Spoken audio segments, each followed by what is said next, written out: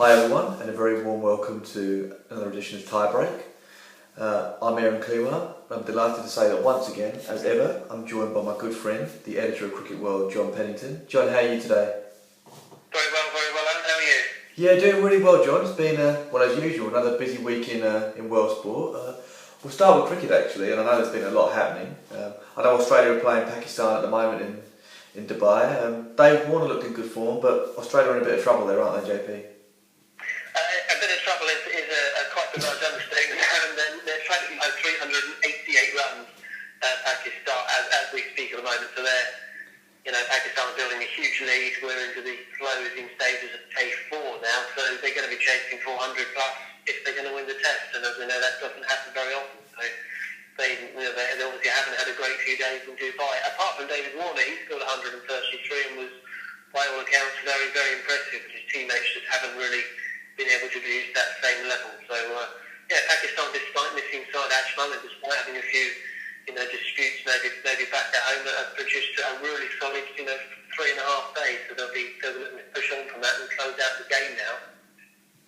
Absolutely, JP, and it's quite interesting. You talk about David Warner. I was reading a stat that for all his amazing form over the last little while, it's the first time he's faced 170 balls in a test innings, and I think that shows you how much the game has changed, doesn't it? Really, you think of a guy who's been so successful as an opening batsman, yet this is the first time that he's faced 170 balls. It shows you how the T20 and ODI how it's really influencing the way Test cricket's played to a large extent.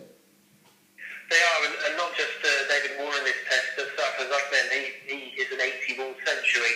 Yeah. Now, Pakistan have been looking for a while for a wicket-keeper to really come in and cement his place in the zone. He's done that. He's on a phenomenal run of form. That was the centre that really just took Pakistan from they might get to 300 to actually a 450 total, and that could end up being the sort of game changer. Absolutely, JP, and it's quite nice to have a bit of Test cricket back on. It's been a big focus on ODI, and rightly so with the World Cup just round the corner. And I know South Africa have been taking on New Zealand, and Adam's been quite a good touch over there, hasn't he, JP? He has. He's got a lovely 100 yesterday or the day before, just sort of 13 hours behind New Zealand. Get a bit confused on the dates sometimes. And New Zealand haven't performed particularly well, but you've got to remember this is very much the early start of their season, so they've had very little chance to get accustomed to their own conditions. And they are missing Kane Williamson, they're missing Ross Taylor, and they also missed Tim South, I think, in the first game. So they're sort of getting a few combinations together to try to come to terms with those losses. But South Africa, we have looked very, very good. I mean, even David de Villiers rocked up and took a couple of wickets yesterday. So it's all looking very good for South Africa. They move on from here to play Australia in the series, and that's going to be absolutely fascinating because I think Australia are very much the favourites to next year's World Cup. But if South Africa can go over there and beat them a few times, then it could make things very interesting indeed. Absolutely, JP. No, I completely agree with you because the South Africa side are a very strong side, but there's been something about Australia, especially in Tests as well, but in ODIs, I think in their own conditions, they're going to be very, very difficult to stop. I've felt that for quite a while too. So that is almost very much a box office series, isn't it? That's coming up there. Yeah, it always is in Australia meet South Africa in any format. South Africa, very much like England, measure their sort of performance cycle between series against Australia. So it's pretty big for them as well. Off the field, Aaron, I think this time last week we were talking about the West Indies-India fallout. We now know obviously the West Indians have got back home and all sorts of machinations. India are going to be, putting legal proceedings in place and suspended towards the end of the West Indies. But what are sort of the players been saying? Because I understand there's not quite a uniform line, if you like, coming from the likes of Dwayne Bravo and Marlon Samuels. Yeah, it's quite bizarre because from what I know, from what I've read and from over the years, followed quite a lot of West Indies cricket, Samuels has always been, as we've seen recently, those 200s in 3 games, a very exceptionally talented player, but a bit of a free spirit. And Samuels is now saying that he was prepared to stay on. He said he wanted to handle all of these things later, like when they got back to the West Indies, and he didn't really attend any meetings or anything like that, so he was quite disappointed that the tour ended. Dwayne Bravo, the West Indies captain, has now released a statement saying that he's quite shocked, if true, about these statements from Marlon Samuels, and that as a senior player he was invited to the meetings and he did have a say. So It's not good. I mean, obviously the whole fallout wasn't good anyway, and now it seems that there's a bit of bickering within the camp, and you just hope that something gets sorted soon because, as I heard some ex-cricketers say from different countries, really, I think Mark Butcher said it the other day on the radio. World cricket without West Indies, regardless of who you support, I think you do need a strong or at least a participating West Indies team. To not have them in a World Cup and in a world event, it would be a sad state of affairs, really. Yeah, it would be a complete disaster, I think, for world cricket if we do see a World Cup without, one of the top 8 teams in it for sort of non-cricketing reasons, basically. It would be an absolute disaster. So let's hope it doesn't come to pass. We know that the WICB are keen to get a meeting with the BCCI as soon as they possibly can and get some sort of resolution moving forward, because that's what the sport really needs. No, I completely agree, JP, and I think that's what they're gunning for, so let's hope we get that soon.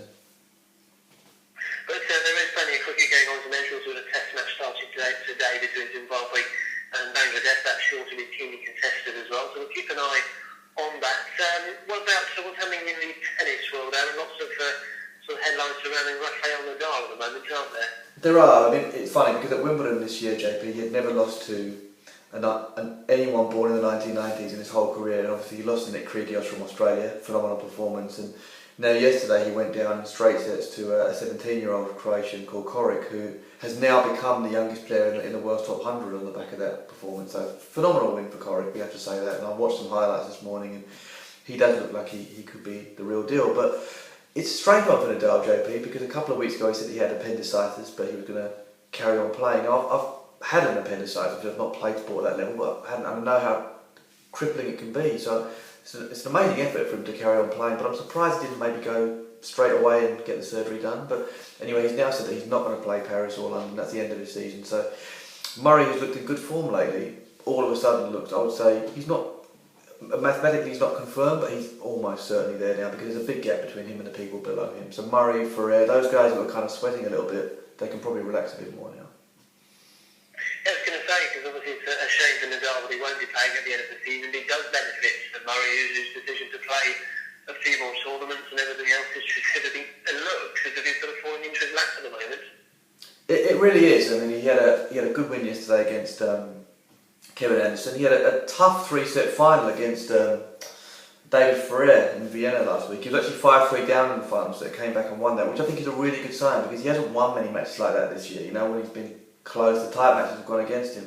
And he had lost to Ferrer the week before, and actually he plays Ferrer again today in the semi to Valencia, so they're getting a bit sick of each other 3 weeks in a row, but it's good. He's having some good runs in these tournaments, and as you say, I'm not suggesting for a moment he won't try and win Paris next week, but what you tend to find in Paris is, I'm not saying any of the guys don't want to win, they're all professionals and they give it their all, but they have one eye on the O2, so maybe they kind of conserve a bit of energy, or they can, they kind of just try out a few new things in Paris, and that's why you do tend to see some surprise winners there sometimes. I think one eye for a lot of the players is on the O2, so if it does turn out by the end of this week that Murray's qualified, it might give him some breathing space in Paris next week, which would be a good thing for him.